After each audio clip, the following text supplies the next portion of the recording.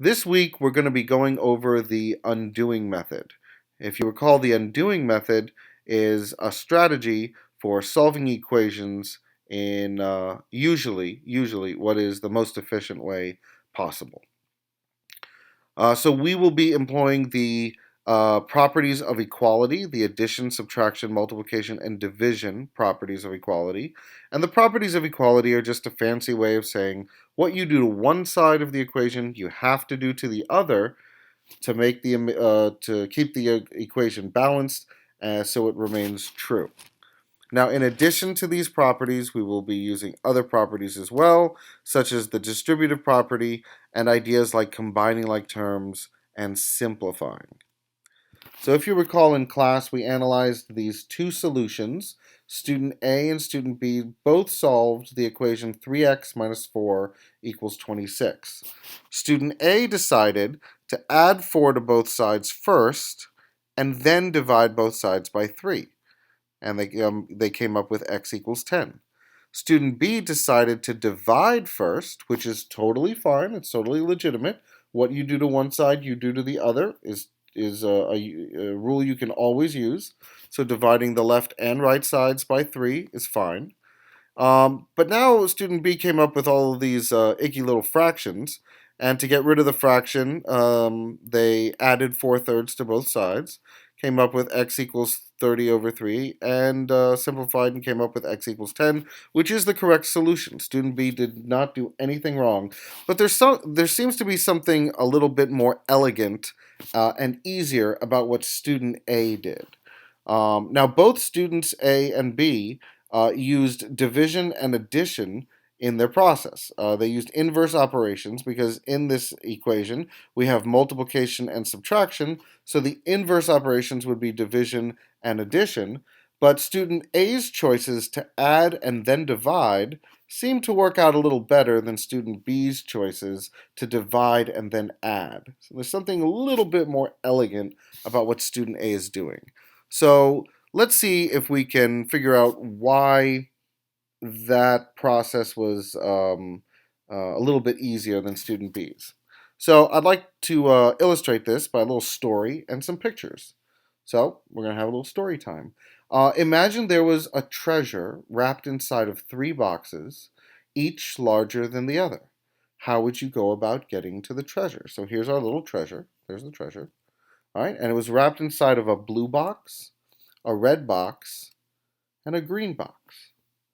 So, which box would you open up first? You would probably open the largest box first and proceed inward toward the treasure, right? All right, it wouldn't make much sense to try to open up this blue box or this red box. You'd open up the green box first, then the red box, then the blue box, and there would be your treasure. So how does this relate to solving equations? Well, this metaphor can actually be used to understand how student A solved the equation. It illustrates a strategy called the undoing method. And the undoing method solves equations by undoing what has been done to a variable. In order to better understand this process, let's try to first build an equation. So I'm going to start out with the identity x equals 5. I'm going to set x equal to 5. Now, using my properties of equality, I can change the form of this equation, and it will remain true. So I'm totally allowed to add both sides by 1. Where did 1 come from? I just chose it. But I'm totally allowed to do it, because that's the addition property of equality. So this equation is still true. Now 5 plus 1 is 6. I can combine those two terms. X plus 1 I can't combine. So now my equation looks like x plus 1 equals 6. The next thing I'm going to do is multiply both sides by 4. I can totally do this because it's the multiplication property of equality. Then I can simplify, and this becomes 4 times the sum of x and 1 equals 24. And then finally, I'm going to divide both sides by 3 and simplify the right side, which gives me the equation 4 times the sum of x and 1, all divided by 3, equals 8.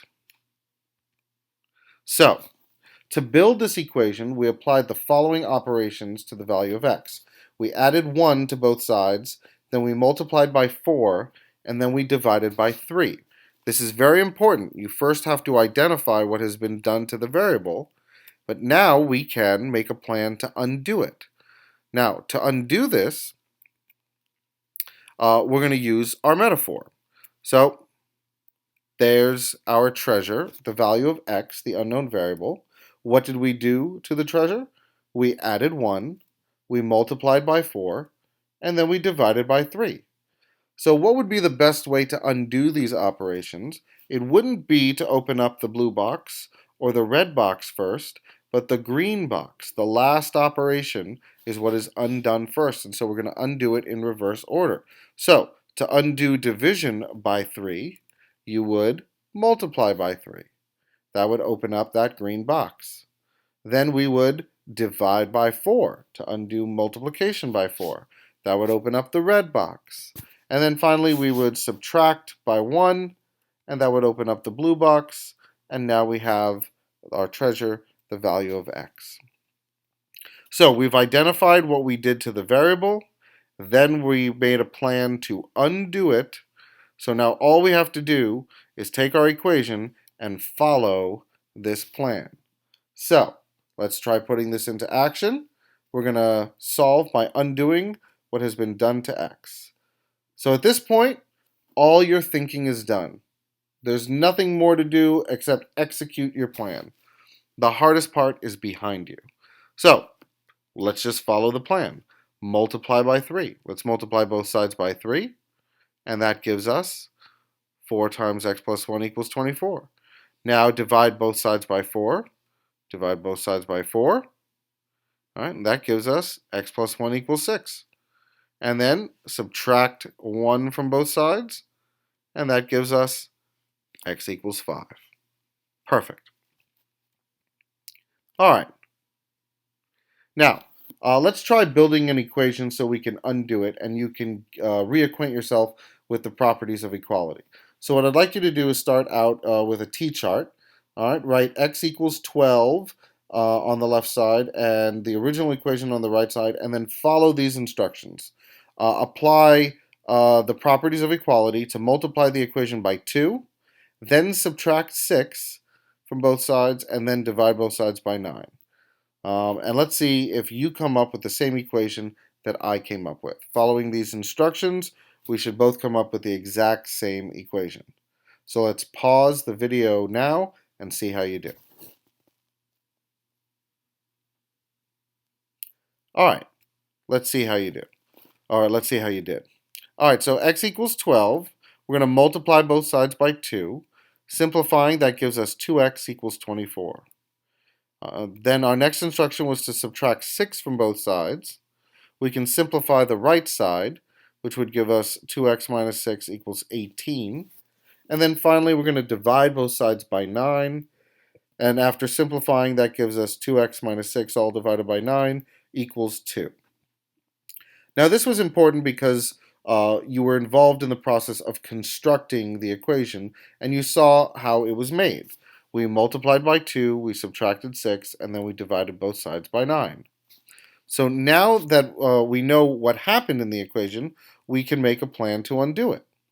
So we first multiplied by 2, we subtracted 6, and then we divided by 9. So if we wanted to make a plan to undo this, all we would do is use inverse operations in reverse order. So we take the last operation first, and we would multiply by 9. Then we'd do the opposite of subtracting. We'd add 6, and then we would divide by 2.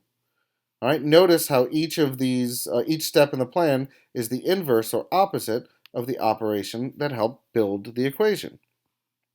So the hardest part is done. We have a plan. All we have to do is implement it now, and let's see how we do. Let's multiply both sides by 9, and then simplify. Then add 6 to both sides, and then simplify. And then divide both sides by 2, and then simplify. And sure enough, when we undid the equation, we ended up with the statement we started with when we built the equation, x equals 12, which is the solution to the equation. All right, let's try one on your own. So here is an equation. Write a t-chart and try to solve it on your own. First, I want you to analyze the equation, find what is actually, you know what? I'm sorry. On this next slide. All right, let's first try and make a plan because I don't want you solving the equation before we make a plan. So analyze the equation, look at the variable x, and ask yourself what operations are being applied to the variable and in what order, and then write that down. Don't write the plan yet. Just identify what's happening to x. So pause the video and try to do that now. All right. So x is right here. It's first being multiplied by 2. All right. Then we're taking 2x and we're adding 5. Then we're taking 2x plus 5 and we're multiplying by 4. And then we're taking that whole expression and dividing it by 10. And that equals 8. So how are we going to undo this? All right. So why don't you take a moment and see if you can come up with a plan to undo it. Pause the video now. All right, let's see. The inverse operation of division by 10 would be multiplication by 10. Then we move on to division by 4, subtraction by 5, and then division by 2. All right, so once we've identified what has been done to the variable, we can make a plan to undo it, and all we have to do is follow that plan. So why don't you go ahead and try to follow this plan to see if you can correctly solve the equation and come up with the correct solution. Pause the video now. All right, let's see how you did. So the first thing you were supposed to do is multiply both sides by 10. After simplifying, you get 4 times 2x plus 5 equals 80. Then divide both sides by 4. After simplifying, you get 2x plus 5 equals 20. Subtract 5 from both sides and combine like terms. You get 2x equals 15, and then divide both sides by 2, and you get x equals 15 over 2, or 7.5. If you got that, excellent job. All right. So the undoing method can also be applied to what are called literal equations. So if you recall, a formula describes how two or more quantities are related. Formulas are important in many disciplines such as geometry, physics, economics. Sports and medicine are just a few examples of the fields in which formulas are widely used. Now, a formula is an example of a literal equation, and a literal equation contains more than one variable. Literal equations and formulas can be solved for a specific variable using the same procedures as equations containing one variable. So we can skip this part. That's not necessary. It's just some extra stuff. So let's try and solve the literal equation 4x plus b equals 12 for the variable x. Now there are two unknowns here, x and b. We could solve the equation for b, but we're interested in the variable x, so we're going to solve for the variable x. This is important because when you are identifying what's happening to the variable of interest and coming up with a plan to undo it, you need to know what variable interests you. So in this equation, the variable x interests us. So very, very quickly, let's just talk this out. What is happening to x?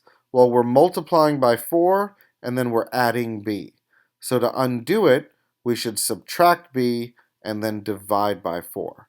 So why don't you try and do that on your own right now to see if you remember how you can apply these operations when there are variables and not numbers or only numbers in the equation. So pause the video now. All right, let's see how you did. All right, so our first step was to subtract both sides by b. All right, now this b and this negative b cancel each other out, but the 12 and the negative b can't be combined. Many students are tempted to do something here because you're taking something away. You can't just leave it the way it is. You have to perform the subtraction, right? Well, wrong. If you can't combine these two terms, then you just leave it as it is. So we end up with 4x equals 12 minus b. Our next step was to divide both sides by 4. So we'll divide both sides by 4 and then simplify. All right, and that gives us x equals 12 minus b all over 4. And if you recall, first of all, this would be a correct answer because we have x equals. But there's a way to simplify this even further because the subtraction property of fractions tells us that if you have a common denominator, then the difference is just the difference of the numerators. So this actually can be rewritten as 12 divided by 4 and negative b divided by 4. And so when I write it like this, it's easy to see that we can simplify this 12 over 4. That's just 3. All right? And so this is an equivalent equation, or this expression on the right side is equivalent to the expression on the in this equation on the right side. So both of these answers would be considered a correct solution. They're just in slightly different forms. This is fully simplified. This is not fully simplified. You'll see both in your math classes next year and beyond. But you should know how to simplify an expression like this. Okay, so let's try 2 practice problems before you get started on your assignments. All right, I'd like you to solve this first equation, 2x plus 4y equals 12, for the variable y, and then the second equation for the variable b. All right, it might help to identify what's happening to the variable and then come up with a plan to undo it. Once you do that, all of your thinking is done. All you have to do is then follow your own instructions and the solution will present itself. All right, so try these on your own. Pause the video now.